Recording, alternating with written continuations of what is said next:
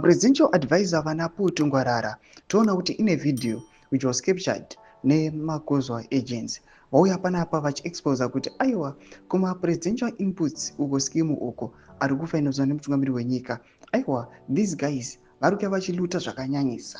A video raonekwa another lady achicomplaina vachisecha ekombi vachiona a bag which was stuffed staff yakanyanyisa. Vari kuya panapa vachikola vachiti aiwa these guys aiwa ma-inputs aiwa nemafunds ari kufanira kuva reserved for ma-war veterans. Panguva inoi aiwa ari kuya panguva inoi achibiwa zvakanyanyisa. Ndonongwa subscribe like on the bell icon.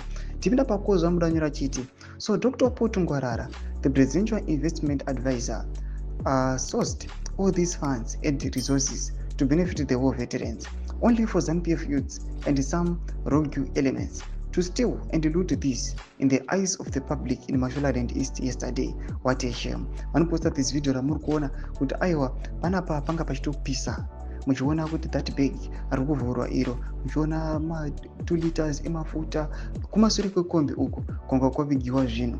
Kwakuya panapa these kozwa agents neintel unit yavo vachiti aiwa zvinhu izvi hazvisi kuzvitarisira kune vanhu vanoonekwa vari ma-presidential advisors, just because vanenge vakuzoonekwa as if mutungamiri wenyika aiwa haasi kunyatso kugutsa kana kusatisfya ma-war veterans nevanhu vanenge vanzi vakufanira kupiwa aiwa these inputs. Mashoko atiri kuona panguva inoi trust netransparency munyika yeZimbabwe amusimborina.